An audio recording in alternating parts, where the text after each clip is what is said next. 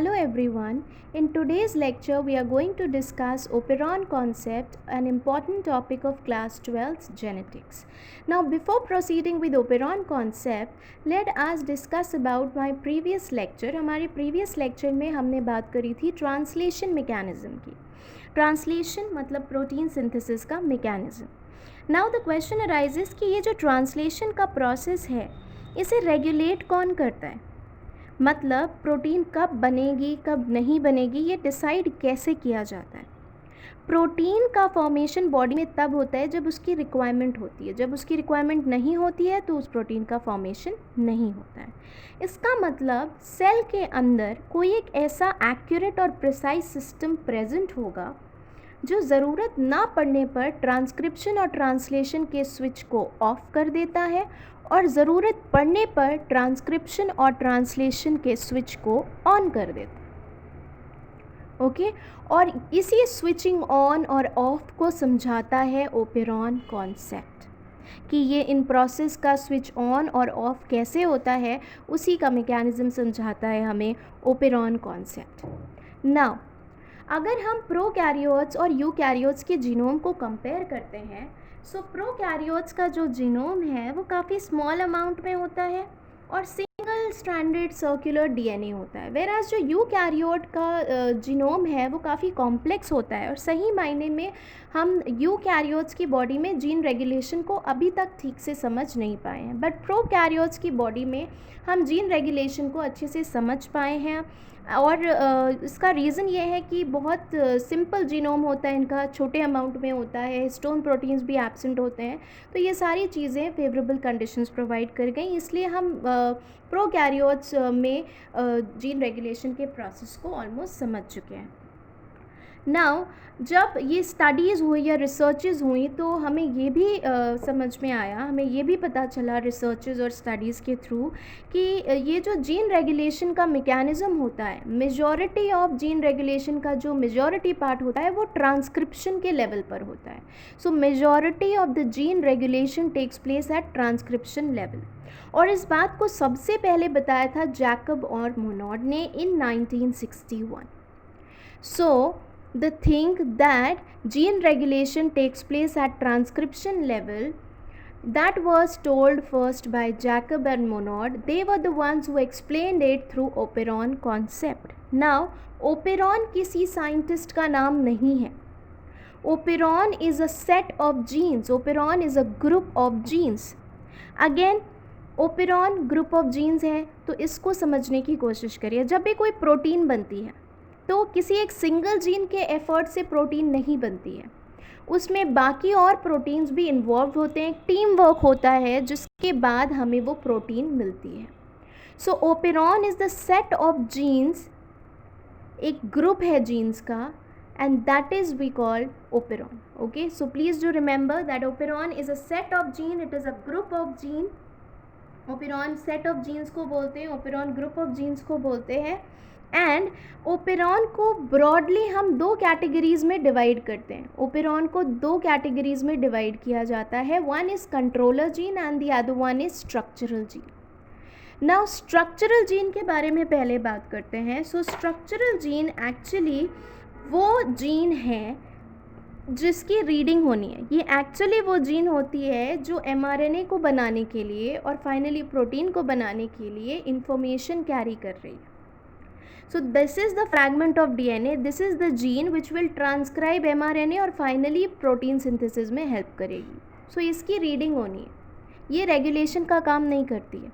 Okay, it is the one which is carrying information for RNA synthesis. Now controller gene पे आते हैं. Controller jeans वो होते हैं जो इसकी ट्रांसक्रिप्शन प्रोसेस को रेगुलेट करेंगे, यानी कि कंट्रोल करेंगे. Now let's come to controller gene. Controller genes तीन तरह के होते हैं. वन इज़ रेगुलेटर जीन जिसे हम आई से रिप्रेजेंट करते हैं. The other one is promoter gene जिसे हम पी से रिप्रेजेंट करते हैं. And the third one is operator gene जिसे हम ओ से रिप्रेजेंट करते हैं. अगेन अब इनके फंक्शंस को समझ लेते हैं. Regulator gene, regulator gene is the main gene. Operon में ये जो मेन जीन होता है वो रेगुलेटर जीन होता है. रेगुलेटर जीन को हम आई से रिप्रेजेंट करते हैं। रेगुलेटर जीन कहने को तो बेसिकली रेगुलेटर जीन ओपेरॉन का पार्ट नहीं होता है, but for the sake of convenience हम उसे ओपेरॉन का पार्ट मान लेते हैं, क्योंकि रेगुलेटर के पास अपना खुद का एक प्रमोटर होता है जिसकी हेल्प से ये अपना खुद का mRNA बनाती है और फिर mRNA बनाने के बाद अपना एक रिप्रेसर प्रोटीन बना लेती है। और ये रिप्रेसर प्रोटीन बहुत इम्पॉर्टेंट है, it is having much importance. Now regulator gene जो रिप्रेसर प्रोटीन बनाती है, ये रिप्रेसर प्रोटीन एक्चुअली ऑपरेटर्स के साथ बहुत स्ट्रॉन्ग अफिनिटी रखती है, now this regulator gene produces repressor protein. Regulator gene repressor protein form करता है एंड ये रिप्रेसर प्रोटीन ऑपरेटर जीन के साथ बाइंड कर जाती है एंड ट्रांसक्रिप्शन के प्रोसेस को रोक देती है। So this is what is the function of regulator gene. सबसे पहली चीज़ जो आपको समझनी है कि रेगुलेटर जीन ओपेरॉन का पार्ट नहीं होती है, इसके पास खुद का अपना एक प्रमोटर जीन होता है जिसकी हेल्प से ये अपना एक mRNA बनाती है और फिर एक रिप्रेसर प्रोटीन बनाती है। ये रिप्रेसर प्रोटीन स्ट्रॉन्ग अफिनिटी रखती है ऑपरेटर जीन के साथ, ऑपरेटर जीन के साथ ये बाइंड कर लेती है और ट्रांसक्रिप्शन का प्रोसेस रोक देती है। सो नाउ रिप्रेसर प्रोटीन के बेसिस पर ओपेरॉन दो टाइप के होते हैं। अगर रिप्रेसर प्रोटीन ट्रांसक्रिप्शन के प्रोसेस को रोक रही है तो ओपेरॉन हो जाता है negative, we call it negative regulation या नेगेटिव ओपेरॉन। और अगर रिप्रेसर प्रोटीन ट्रांसक्रिप्शन के प्रोसेस को प्रमोट कर रही है तब वो ओपेरॉन पॉजिटिव ओपेरॉन हो जाता है, we call it positive regulation या positive operon. Okay, this is the importance of repressor protein. Main है ये प्रोटीन जो या तो ट्रांसक्रिप्शन के प्रोसेस को रोक देगी या ट्रांसक्रिप्शन के प्रोसेस को प्रमोट करेगी। Next is promoter gene. Promoter gene के बारे में आप पहले पढ़ चुके हैं ट्रांसक्रिप्शन के प्रोसेस में। प्रमोटर जीन एक्चुअली वो सीक्वेंस होता है डीएनए का जहाँ पे आरएनए पॉलीमरेज एंजाइम आके बाइंड करती है और वहीं से पूरा ट्रांसक्रिप्शन का प्रोसेस स्टार्ट होता है। ऑपरेटर जीन अगेन आप समझ चुके हैं ऑपरेटर जीन का क्या काम होता है। ऑपरेटर जीन इस रिप्रेसर प्रोटीन के साथ इंटरैक्ट करता है और ट्रांसक्रिप्शन के प्रोसेस को कंट्रोल करता है, right. So structural gene, regulator, promoter, operator, आपको सबके फंक्शंस समझ में आ गए होंगे। Now since we are studying about prokaryotes, क्योंकि हम प्रोकैरियोट्स की जीन रेगुलेशन की बात कर रहे हैं, then we have to remember one more thing. हमने पढ़ा था प्रीवियसली कि जो स्ट्रक्चरल जीन होता है प्रोकैरियोट्स का वो पॉलीसिस्ट्रोनिक होता है। पॉलीसिस्ट्रोनिक मतलब एक टाइम पर एक से ज़्यादा प्रोटीन्स बनाएगा mRNA। Okay, so it will make more than one polypeptide या मोर देन वन प्रोटीन। तो एक से ज़्यादा स्ट्रक्चरल जीन्स इसमें प्रेजेंट हो सकते हैं like S1, S2, S3। Now अब इस ओपेरॉन कॉन्सेप्ट को समझने के लिए हम एक एग्जाम्पल लेते हैं, that is lactose metabolism in E coli bacteria. E coli bacteria के अंदर लैक्टोज का मेटाबॉलिज्म, इसके थ्रू हम समझेंगे ओपेरॉन कॉन्सेप्ट। और क्योंकि ये ई कोलाई बैक्टीरिया के अंदर लैक्टोज मेटाबॉलिज्म को हम समझ रहे हैं, so we call this operon as lac operon. इस तरह के ओपेरॉन को हम लैक ओपेरॉन बोलते हैं because of lactose. Now let's see कि इसमें एक्चुअली क्या होता है। सबसे पहले हम इस तरह का एक स्ट्रक्चर बनाएंगे एंड वील सी कि सबसे पहले होगा रेगुलेटर जीन। रेगुलेटर अपने प्रमोटर को साथ लेगा एंड उसके बाद होगा promoter gene, then operator gene और फिर फाइनली होगा हमारा structural gene. Now lactose metabolism के लिए 3 स्ट्रक्चरल जीन प्रेजेंट होती हैं, that is Z, Y and A। जो Z जीन होती है वो एंजाइम बीटा गैलेक्टोसाइडेज बनाती है। Z जीन जो कि पहली स्ट्रक्चरल जीन है वो एंजाइम बीटा गैलेक्टोसाइडेज बनाती है और लैक्टोज मेटाबॉलिज्म के लिए ये सबसे मेन एंजाइम है beta galactosidase enzyme. For lactose metabolism Z gene is the coding for beta galactosidase. Beta galactosidase main enzyme है लैक्टोज मेटाबॉलिज्म के लिए। ये लैक्टोज को 2 पार्ट्स में डिवाइड करती है, फर्दर ब्रेकडाउन करती है, उसका हाइड्रोलिसिस करती है, उसका ब्रेकडाउन करती है into glucose and galactose. So just remember कि जो लैक्टोज़ है उसका मेटाबॉलिज्म, लैक्टोज़ की जो हाइड्रोलिसिस होती है ग्लूकोज और गैलेक्टोज में, वो कौन करता है? Beta galactosidase enzyme. नाउ जो वाई स्ट्रक्चरल जीन है वो कोड करती है परमिएज एंजाइम के लिए। अब ये लैक्टोज बाहर मीडियम में प्रेजेंट होता है, वो मीडियम से अंदर तब आएगा जब सेल मेम्ब्रेन की परमिबिलिटी बढ़ जाएगी, तब वो लैक्टोज सेल के अंदर ट्रांसपोर्ट होगा। सो ये फंक्शन परफॉर्म करती है परमिएज एंजाइम।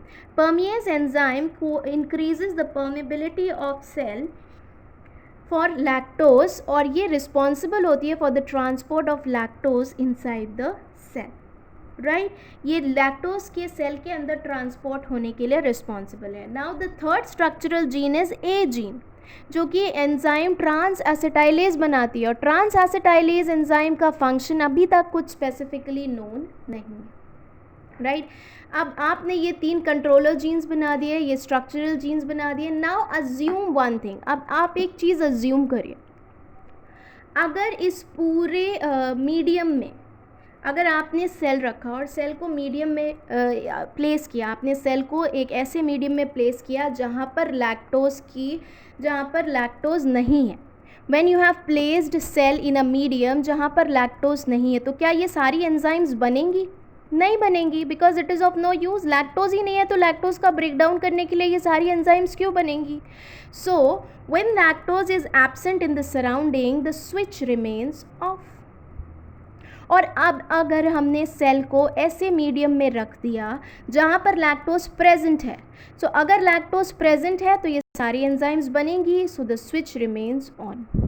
सो ये चीज़ आपको याद रखनी है that when lactose is absent तो स्विच रिमेन्स ऑफ। मतलब अगर मीडियम में हमने ऐसे मीडियम में सेल को रखा है जहाँ पर लैक्टोज नहीं है तो ये सारी एंजाइम्स नहीं बनेंगी, इसका मतलब स्विच ऑफ रहेगा। और अगर हमने सेल को ऐसे मीडियम में प्लेस किया है जहाँ लैक्टोज प्रेजेंट है तो ये सारी एंजाइम्स बनेंगी उसके ब्रेकडाउन के लिए, तो switch remains on. So just remember this, when lactose is absent, switch is off. When lactose is present, switch remains off. अब हम इसको डिटेल में समझेंगे that how the switch remains off and how the switch is on. Okay. Now when lactose is absent, जब environment में या medium में lactose absent है, तो नॉर्मली जो जो रेगुलेटर जीन है जिसे हम आई से रिप्रेजेंट करते हैं, ये रेगुलेटर जीन हमेशा की तरह अपना रिप्रेसर एमआरएनए बनाएगी प्रमोटर की हेल्प से, और फिर उस एमआरएनए की हेल्प से रिप्रेसर प्रोटीन बना लेगी। नाउ ये जो रिप्रेसर प्रोटीन होती है, ये इसका जो 3 डायमेंशनल स्ट्रक्चर होता है, ये 3 डायमेंशनली जाके जुड़ जाएगी ऑपरेटर जीन से, क्योंकि ये अफिनिटी रखती है ऑपरेटर जीन से। सो ये रिप्रेसर प्रोटीन 3 डायमेंशनली जाके ऑपरेटर जीन से बाइंड कर जाएगी। अब प्रमोटर रीजन पे हमारी आरएनए पॉलीमरेज एंजाइम यानी कि ट्रांसक्रिप्शन करने वाली एंजाइम वेट कर रही थी। रिमेंबर, ट्रांसक्रिप्शन करने वाली एंजाइम का नाम क्या था? RNA polymerase. सो हमारी RNA polymerase enzyme promoter region पर वेट कर रही थी आगे बढ़ने के लिए और ट्रांसक्रिप्शन करने के लिए, बट बीच में एक ऑब्स्ट्रक्शन की तरह रिप्रेसर प्रोटीन ने ऑपरेटर से बाइंड कर लिया और एक ऑब्स्ट्रक्शन की तरह बीच में प्रेजेंट है। नाउ डू यू थिंक कि ये आरएनए पॉलीमरेज आगे बढ़ पाएगी और स्ट्रक्चरल जीन तक पहुंच पाएगी? नहीं पहुंच पाएगी। ये आरएनए पॉलीमरेज ब्लॉकेज की वजह से आगे नहीं बढ़ पाएगी और ट्रांसक्रिप्शन नहीं होगा, यानी कि एमआरएनए नहीं बनेगा। एमआरएनए नहीं बनेगा तो प्रोटीन की सिंथेसिस नहीं होगी, ट्रांसलेशन नहीं होगा, और इसी को हम कहते हैं, इसी तरह से स्विच रहता है of. I am explaining it again. जब लैक्टोज एब्सेंट था, हमेशा की तरह रेगुलेटर जीन ने रिप्रेसर एमआरएनए बनाया, फिर रिप्रेसर प्रोटीन बना लिया। अब जब रिप्रेसर प्रोटीन बना लिया, ये रिप्रेसर प्रोटीन ऑपरेटर के साथ बहुत अफिनिटी रखती है, तो ये 3 डायमेंशनली जाके उससे लिंक हो जाएगी, और जो प्रमोटर रीजन पे हमारी आरएनए पॉलीमरेज प्रेजेंट थी ट्रांसक्रिप्शन को शुरू करने के लिए, वो आगे पहुंच नहीं पाएगी स्ट्रक्चरल जीन तक, तो ट्रांसक्रिप्शन नहीं होगा और ना ही ट्रांसलेशन होगा, और इसी तरह स्विच रहेगा of. Now coming to the other part and discussing about the condition जब लैक्टोज प्रेजेंट रहता है, हम उस बारे में बात करते हैं जब लैक्टोज प्रेजेंट होगा। सो नाउ जब लैक्टोज प्रेजेंट होगा तब क्या होगा? अब अगर लैक्टोज प्रेजेंट है, नॉर्मली जो रेगुलेटर जीन है वो रिप्रेसर एमआरएनए बनाएगा, रिप्रेसर एमआरएनए बनाने के बाद रिप्रेसर प्रोटीन बनाएगा। लेकिन इस रिप्रेसर प्रोटीन से जाके बाइंड कर जाएगा हमारा लैक्टोज, जिसे हम इंड्यूसर बोल रहे हैं। ये लैक्टोज जाके रिप्रेसर से बाइंड कर जाएगा, और एक बार लैक्टोज हमारी रिप्रेसर प्रोटीन से बाइंड कर जाएगा तो उसका जो 3 डायमेंशनल स्ट्रक्चर है वो चेंज हो जाएगा, और अब वो ऑपरेटर जीन से बाइंड नहीं कर पाएगी, वो हो जाएगी इनएक्टिव। सो जो हमारी RNA polymerase enzyme promoter region पे वेट कर रही है आगे बढ़ने के लिए, वो आगे बढ़ेगी, स्ट्रक्चरल जीन तक जाएगी और एमआरएनए बनाएगी, क्योंकि ये लैक्टोज बनाने वाला एमआरएनए। सो लैक्टोज एमआरएनए, उसके बाद ये तीनों एंजाइम्स की सिंथेसिस होगी और स्विच रहेगा on. This is how the switch remains on. जब लैक्टोज प्रेजेंट है, normally regulator gene repressor mRNA और रिप्रेसर प्रोटीन बनाएगी, बट अब रिप्रेसर प्रोटीन बाइंड नहीं कर पाएगी, क्योंकि उससे पहले लैक्टोज जाके रिप्रेसर प्रोटीन से बाइंड कर देगा और उसका 3 डायमेंशनल स्ट्रक्चर बिगाड़ देगा। तो अब वो ऑपरेटर से बाइंड नहीं कर पाएगी, लैक्टोज ने उसको अपने साथ बाइंड करके इनएक्टिव कर दिया। अब ये जो हमारी RNA polymerase enzyme promoter region पे वेट कर रही थी वो आगे बढ़ेगी, एमआरएनए बनाएगी और फिर प्रोटीन का सिंथेसिस होगा। सो ट्रांसलेशन भी हुआ, यहाँ पर ट्रांसक्रिप्शन भी हुआ, ट्रांसलेशन भी हुआ। तो in this way the switch remains on.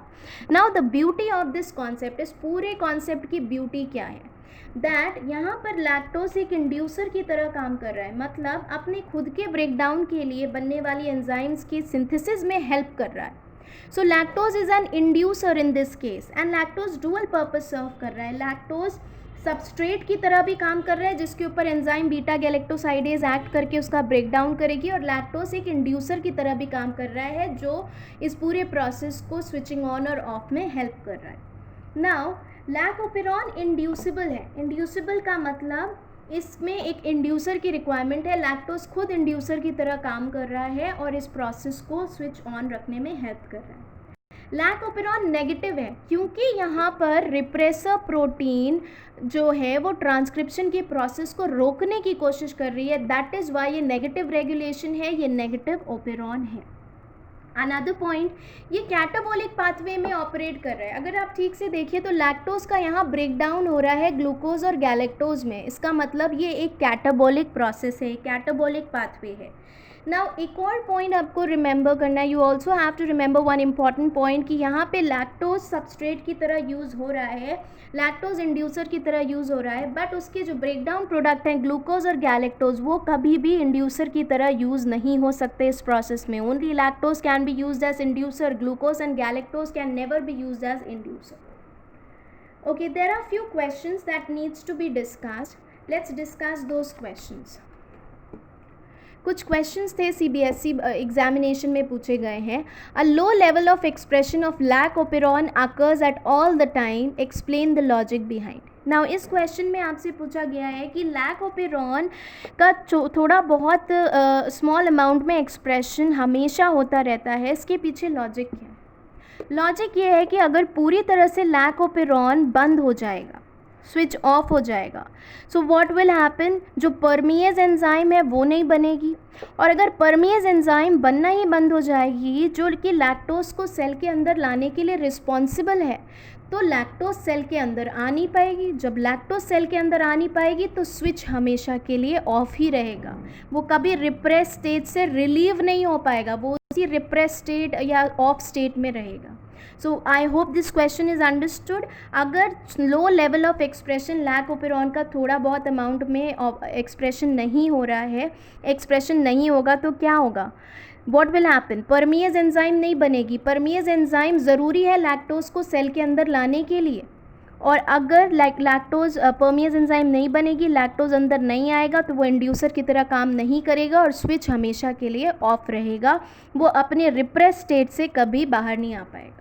Okay, so this was a logical question. Now another question that was asked, in the medium where E. coli was growing, एक ऐसा मीडियम था जिसमें E. coli grow कर रहा था, lactose was added, lactose add किया गया जिसने लैकोपेरॉन को स्टार्ट कर दिया।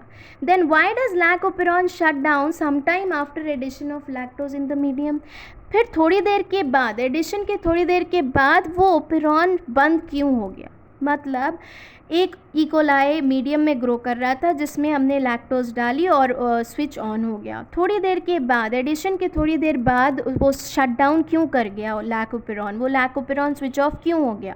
रीज़न है कि जब लैक्टोज कम्प्लीटली यूटिलाइज हो गया तो लैक्टोज ख़त्म हो गया, अब उसकी एब्सेंस में क्या होगा, रिप्रेसर प्रोटीन फिर से ऑपरेटर से बाइंड कर जाएगा, और जब वो ऑपरेटर से बाइंड कर जाएगा तो अब आरएनए पॉलीमरेज आगे नहीं बढ़ पाएगी, ट्रांसक्रिप्शन नहीं कर पाएगी और स्विच हो जाएगा off. So that was important to know. And one more important point regarding this कि हम रेगुलेटर जीन को आई से रिप्रेजेंट करते हैं, ये आई इंड्यूसर रिप्रेजेंट नहीं करता। इंड्यूसर हमारा लैक्टोज है, ये आई रिप्रेजेंट करता है इनहिबिटर को। The I represents inhibitor. I hope this process of lac operon is now clear to all of you. Thank you.